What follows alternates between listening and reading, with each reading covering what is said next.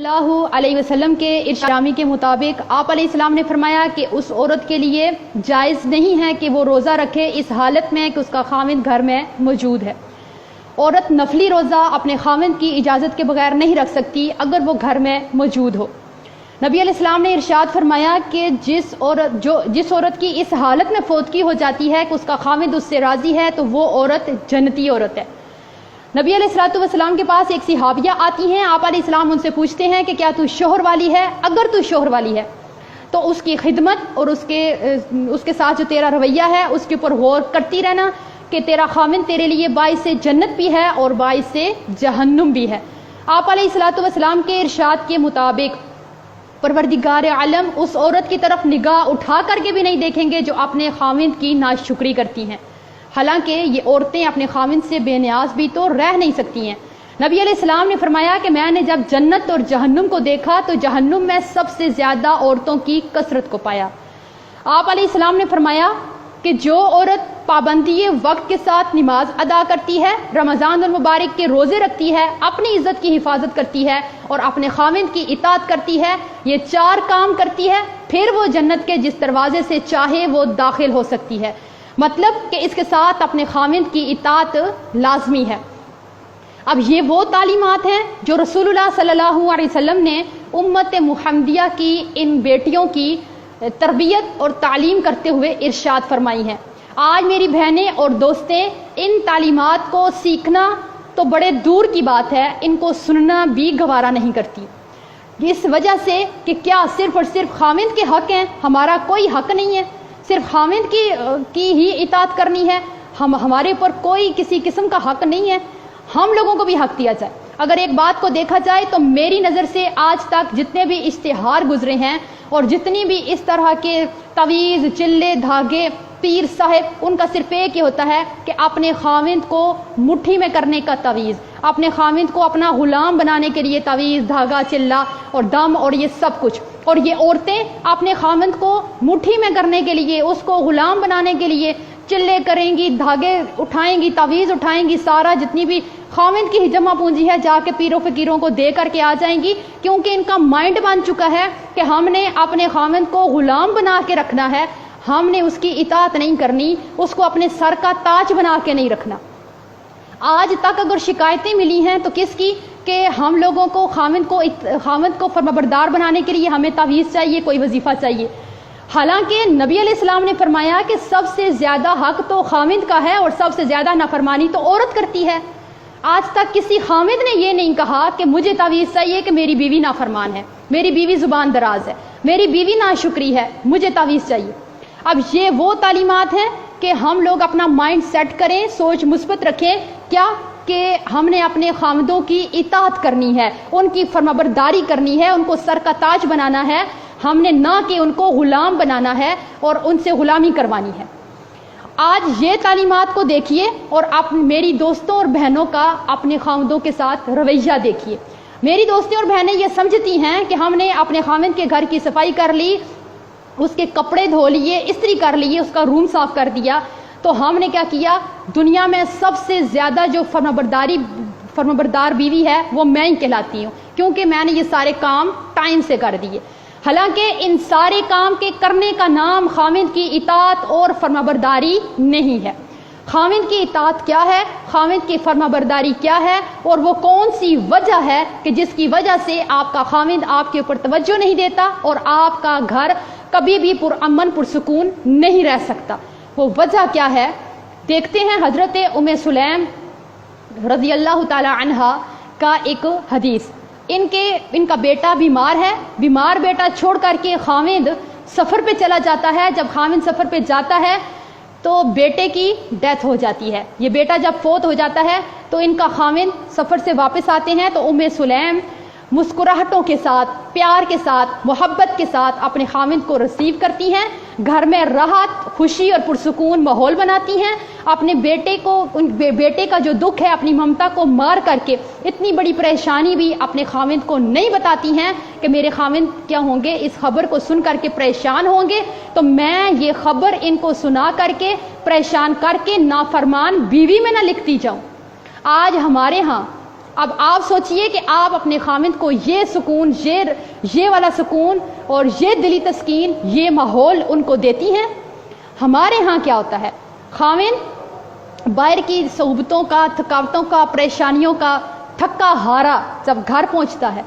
گھر پہنچتے ہی ہونا یہ چاہیے کہ اس کو مسکراہٹوں کے ساتھ ریسیو کیا جائے، اس کے لیے پرامن پرسکون ماحول بنایا جائے۔ یہ جو باہر سے تھکاوٹ لے کر آیا ہے ایسا ماحول بنائیں کہ اس کو وہ بھی بھول جائیں۔ لیکن ہوتا کیا ہے، جیسے ہی خامند انٹر ہوا تو دن بھر کی جتنی چغلیاں تھیں، لڑائیاں تھیں، ہنگامے تھے، ختم ہوا، سودا سلف تھا، روتے بچے، بیمار بچے، دنیا کی جتنی پریشانیاں دن کو ہم لوگوں کو تھی، ہم لوگوں کو گھر میں جو تھکاوٹ بھی تھی، وہ ساری کی ساری ہم نے خامند کی انٹری کے ساتھ ہی اس کے اوپر دے ماری۔ اب کیا ہوگا، جو بندہ پہلے ہی گھبرا کے تنگ آ کے اس ماحول سے گھر میں آرام اور سکون کے لیے آیا ہے، آپ آگے سے اس کو اس طرح سے پیش آئیں گی تو وہ آپ کو پھولوں کے ہار نہیں پہنائے گا، وہ مسکراہٹیں نہیں بکھیرے گا، اس کے منہ سے پھول موتی نہیں جھڑیں گے، پھر وہ بھی غصہ کرے گا، تنگ آ کر کے غصہ کرے گا، لڑائی ہوگی، جھگڑا ہوگا، تو وہ کیا کرے گا،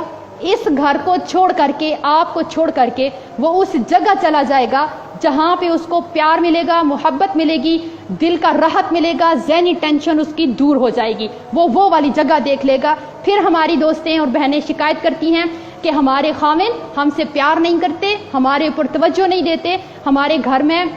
ان کا دل نہیں لگتا۔ اب دیکھتے ہیں کہ آپ نے ام سلیم جیسا گھر میں ماحول بنایا کہ آپ کا خامند گھر میں اس سکون میں آ کر کے رہے کہ وہ کسی کی طرف ایک نگاہ اٹھا کر کے نہ دیکھے، اس کا گھر کے بغیر کسی جگہ دل ہی نہ لگے۔ آج آپ کے گھر میں ہمیشہ جھگڑا رہتا ہے، آپ کا خامند آپ کے اوپر توجہ نہیں دیتا، پیار نہیں کرتا، تو آپ کے اندر کون سی کمی پائی جاتی ہے؟ اگر ان بری خصلتوں میں سے غور کیجئے، آپ کے اندر کوئی ایک خصلت بھی ہے تو اس کو دور کر کے اپنے گھر کو پرسکون بنا سکتی ہیں۔ پہلی بری خصلت کہ عورت اپنے خامند سے بحث و مباحثہ نہ ختم ہونے والا شروع کرتی ہے۔ یہ نہ ختم ہونے والی جو بحث شروع کرتی ہیں، اپنی جیت اس میں پکی کرواتی ہیں، اس میں کیا ہوگا، خامند سے بحث کر کے کیا ملے گا سوائے لڑائی اور گھر کا ماحول خراب کرنے کے۔ اگر آپ ایسے کرتی ہیں، آپ کے اندر یہ عادت ہے، تو آپ کا گھر کبھی بھی پرسکون نہیں بن سکتا۔ اگر آپ کے گھر میں آپ کے خامند کے ساتھ نہیں بنتی ہے تو آپ سوچئے کہ آپ نے خامند کے ساتھ مناظرہ تو نہیں کرتی ہیں، خامند نے ایک بات کر ہی دی ہے، اس نے بول ہی دی ہے، تو پھر اپنی جیت پکی کروانے والا مناظرہ دن ہا دن جو ہے وہ جاری رہتا ہے، وہ ختم ہی نہیں ہوتا۔ خامند کو بولنے کا، اپنی صفائی میں بولنے کا بھی موقع نہیں دیا جاتا کہ تم نے یہ بات کی تو کی کیوں ہے۔ کہ اس نے اگر ایک وقت میں کوئی بات کہہ دی ہے اور دوسرے وقت میں آپ کو کرنے کا کہہ دیا ہے، پھر وہ مناظرہ شروع ہوگا جس سے آپ اپنے خامند کے دل سے اتر جائیں گی، آپ کے گھر میں کبھی سکون نہیں آ سکتا۔ اس سے آگے اگر عورتوں کے گھر میں یہ ناچاکیاں ہوتی ہیں تو ان میں ایک وجہ ہوتی ہے، خامند اور بیوی کے رشتے میں جو پیار بھرا رشتہ ہوتا ہے، اس میں ایک انا کا پہاڑ لا کے ہم کھڑا کر دیتے ہیں کہ اگر ہمارے ماں باپ بہن بھائی ہمارے گھر ملنے آئے اور خامند کی طرف سے کسی رشتہ دار نے ان کی عزت نہیں کی، ہم نے اس کو یہ فیصلہ سنا دینا ہے کہ تیرے رشتہ داروں نے میرے رشتہ داروں کی عزت نہیں کی، اور آج کے بعد میں تیری 7 نسلوں کی عزت کرنے والی نہیں ہوں۔ جب یہ انا کا پہاڑ ہم اپنے رشتے میں کھڑا کریں گے تو یہاں پہ پیار محبت نہیں ہوگا، یہاں پہ لڑائیاں جھگڑے اور ناچاکیاں ہوں گی جو کبھی ختم نہیں ہوں گی۔ اپنے خامند کے اوپر غصہ نہ کریں۔ اگر آپ اپنے خامند کے اوپر غصہ کرتی ہیں، چیختی ہیں، چلاتی ہیں، تو آپ سوچ بھی کیسے سکتی ہیں کہ آپ اپنے خامند کے دل پہ راج کریں گی اور آپ کے گھر میں کبھی لڑائی نہیں ہوگی، ناچاکی نہیں ہوگی۔ اپنے خامند کو ہر وقت طنز نہ کریں، تان و تشنی نہ کریں اس کے اوپر، اپنے خامند کے ساتھ زبان درازی نہ کریں۔ یہی وجوہات ہیں۔ اب عورتیں جو ہیں، ہم عورتیں اپنی زبان درازی میں ویسے بھی بڑی مشہور ہیں۔ اپنی زبان جو ہے ہم اگر کنٹرول میں رکھ لیں اس وقت جب کہ خامند کو غصہ آیا ہے یا اس وقت جب کہ آپ کو غصہ آیا ہے، تو بڑے بڑے فیصلے ہونے سے ہم بچ سکتے ہیں، بڑے بڑے ہنگاموں سے بچ سکتے ہیں۔ عورت جب اپنے خامند کی عزت نہیں کرتی تو خامند کو اس میں کوئی دلچسپی نہیں رہتی۔ کون سی عزت؟ وہ والی عزت نہیں جو آپ اپنے خامند کے منہ پہ اس کی چاپلوسی کرتی ہیں، جی جان اس کو وقتی طور پہ کرتی ہیں۔ عزت وہ ہے، خامند موجود نہیں ہے، اپنے میکے جا کر کے بھی اپنے خامند کی کوئی کمی کوتاہی بھول چوک اس سے ہو گئی ہے وہ بالکل بیان نہ کریں۔ ہوتا کیا ہے، ماں باپ کے سامنے آپ لوگ جو ہے اپنے خاوند کی تذلیل کریں، بھائیوں کے سامنے اس کو گالی گلوچ کریں، اس کے چھوٹے معصوم بچوں کے سامنے اس کی تذلیل کریں، چیخیں چلائیں، لڑائی جھگڑا کریں، اس کے بہن بھائیوں میں اس کی عزت نہ چھوڑیں، پورے محلے میں بیٹھ کے خاوند کی جو ہے وہ برائی کی داستانیں بیان کریں، اپنے دوستوں میں اس کو برا مشہور کر دیں، میکے میں اس کو برا مشہور کر دیں، ہر جگہ کہ یہ بندہ ہی اچھا ہی نہیں ہے۔ تو جب خاوند کی عزت نہیں کریں گی تو آپ کی کون عزت کرے گا، اور آپ کی خاوند کی نظر میں کیا عزت ہوگی؟ اگر آپ کے اندر یہ خصلت پائی جاتی ہے تو اس کو چھوڑنے کی کوشش کر کے اپنے گھر کو پرسکون بنا سکتے ہیں۔ آج عورت اپنے خاوند کا فیصلہ ماننے کے لیے تیار ہی نہیں ہے۔ اگر خاوند نے کوئی فیصلہ لے ہی لیا ہے تو ایک نیک اور با کردار بیوی کا کردار تو یہ ہونا چاہیے کہ اپنے خاوند کو عزت دیتے ہوئے اس کے فیصلے کے سامنے اپنا سر جھکا دے، خاوند بھی خوش اور آپ کا فیصلہ، آپ کا کام بھی ہو جائے گا، لیکن آپ کا گھر کبھی لڑائی نہیں ہوگی۔ ہوتا کیا ہے، ادھر خاوند بیچارہ کوئی فیصلہ لے ہی لیتا ہے تو عورتیں یہ ٹھان لیتی ہیں کہ نہیں، اس نے جو فیصلہ کیا ہے ہم نے تو وہ ہونے دینا ہی نہیں ہے، چاہے ہمارا گھر ٹوٹ جائے، لڑائیاں جھگڑے ہوں، فتنہ فساد ہو، دنیا ادھر سے ادھر ہو جائے، گھر کا سکون خراب ہو، بچے اس ماحول کو دیکھتے رہیں، ہمیں کوئی لینا دینا نہیں ہے۔ خاوند نے یہ فیصلہ لیا تو لیا کیوں ہے؟ اس نے ماں کے کہنے پہ لے لیا، باپ کے کہنے پہ لے لیا، اس کو ضرور بھائی نے کہا ہوگا، اس کو اس کے دوستوں نے، مجھ سے تو اس نے پوچھا ہی نہیں ہے، اس نے۔ آپ سوچئے ایک منٹ کے لیے، اللہ نے جو عقل، فہم اور فراست مرد کو دیا ہے وہ عورت کو نہیں دیا۔ عورت کی عقل بھی کم ہے اور عورت کا دین بھی کم ہے، اس لیے یہ والی بات اپنے خاوند کے لیے کہ اس کو فیصلے کو نہیں مانتی ہیں، آپ کو تو فیصلہ کرنا آتا ہی کوئی نہیں ہے، کبھی ڈھنگ کا تو کوئی فیصلہ لیا ہی نہیں ہے، یہ والی بات ایک مرد کے لیے زہر قاتل ہے۔ زہر قاتل ہے یہ بات مرد کے لیے کہ آپ کو کوئی سمجھ ہی نہیں، عقل کا کام کبھی کیا ہی نہیں، فیصلہ تو آپ کو لینا آتا ہی نہیں، جب بھی کرتے ہیں ایسے ہی کرتے ہیں، میں نے ایسے نہیں ہونے دینا۔ جب ہم وہاں پہ آ کے اپنی عقل، فہم اور فراست کے گھوڑے دوڑاتے ہیں نا، ان کو ہم بے لگام چھوڑ دیتے ہیں نا، تو اس گھر سے کبھی لڑائی نہیں ختم ہوتی، کبھی خوشی کی خوشبو یہاں پہ آ ہی نہیں سکتی ہے، خوشیاں ہمیشہ کے لیے یہاں سے روٹ کر کے چلی جائیں گی، اور آپ کے خاوند کا پیار اور محبت بھی ساتھ لے کر کے چلی جائیں گی۔ آج آپ اپنے گھر کو پرامن بنانے کے لیے اپنے گھر میں آرام اور سکون کا ماحول پیدا کریں۔ آپ اس بات کو یاد رکھیے کہ آپ کا خاوند جو باہر کی پریشانیوں سے تھک کر کے گھر آتا ہے وہ آرام کے لیے آتا ہے، وہ سکون کے لیے آتا ہے۔ آپ اپنے ایک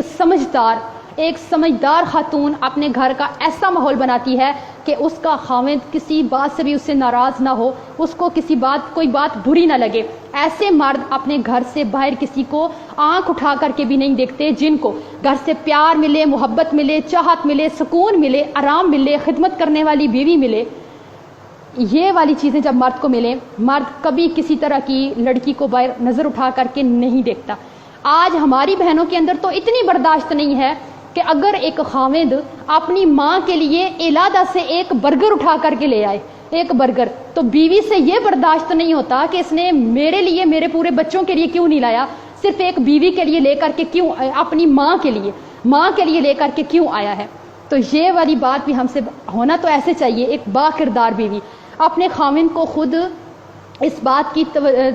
کی جو ہے وہ آپ لوگ توجہ دلائیں، اس کو ٹائم دیں، کیا کہ آپ اپنے والدین کو ٹائم دیجئے، ان کی خدمت کیجئے، ان کی ہر ضرورت کو پورا کیجئے، یہ سوچ کر کے کہ وہ تیری جنت ہیں، اور یہ دیکھ کر کے کہ کل یہ ہمارے بچے بڑے ہوں گے، یہ ہماری بھی اسی طرح سے عزت کریں گے، اور ہماری کیا کریں گے، عزت بھی کریں گے اور خدمت بھی کریں گے۔ آپ سوچئے اگر بیوی کے والدین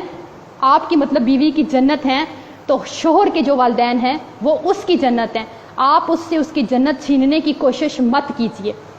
نہیں تو یہ ساری جو ہیں وہ باتیں ہیں، وجوہات ہیں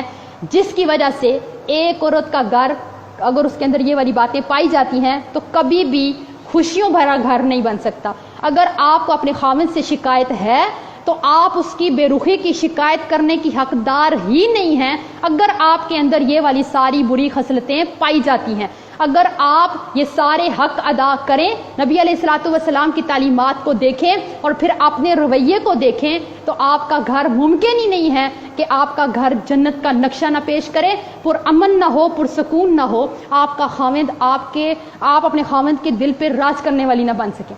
آج اگر آپ یہ سمجھتی ہیں کہ ہم جو ہے یہ دو چار جو کام ہیں ہمارے، کپڑے دھونے سے لے کر استری کرنے تک اور کھانا بنانے سے لے کر برتن دھونے تک، یہ سب ہم کر کے اپنے خاوند کا حق ادا کر دیتی ہیں، تو آپ بہت بڑی غلطی پر ہیں۔ آج تک عورتوں نے اپنے بیویوں نے اپنے حق لینے سیکھے ہیں، آپ نے خاوند کو دیا کیا ہے، اس کی خدمت کی کتنی ہے، اس کو حق دیا کیا ہے۔ اگر خاوند کا اتنا حق ہے کہ اگر نبی علیہ الصلوۃ والسلام نے فرمایا کہ اگر ایک خاوند کے جسم میں کوئی اس طرح کا زخم یا دانہ بن جاتا ہے جس کو ایک عورت اپنی زبان سے چاٹ کر کے صاف کر دیتی ہے، اس کے پیپ کو، زخم کے گند کو، لہو کو زبان سے چاٹ کر کے صاف کر دیتی ہے، یہ عورت اپنے خاوند کا پھر بھی حق نہیں ادا کر سکتی۔ تو آپ اس حدیث کی روشنی میں سوچئے کہ جو سارا دن اپنے خاوند کو زبان سے کہے گئے الفاظ کے ساتھ اس کے کلیجے کو پھاڑ دیتی ہیں، اس کے دل پہ جو زخم لگاتی ہیں وہ کبھی بھرنے والے نہیں ہوتے۔ تو آپ میری بہنیں اس حدیث کو پڑھنے کے بعد آپ بے شک اپنے خاوند کے زخموں کو جسم کے زخموں کو زبان سے چاٹ کے صاف نہ کریں، لیکن آپ جو اس کو ہر وقت اس کا کلیجہ چیر دینے والے طنز کرتی ہیں، اس کو غصہ کرتی ہیں، چلاتی ہیں اور ایسی باتیں کہتی ہیں جو خاوند کو بری لگتی ہیں، آپ اس کو کم سے کم وہ والے زخم نہ دیں۔ اللہ آپ کے گھر کو خوشیوں بھرا گھر بنا دے گا۔ تو ممکن ہی نہیں ہے کہ اگر آپ اپنے گھر میں محبت، پیار اور سکون اور چاہت دیتی ہیں تو آپ کا خاوند کبھی کسی کو نظر اٹھا کر کے بھی دیکھے گا۔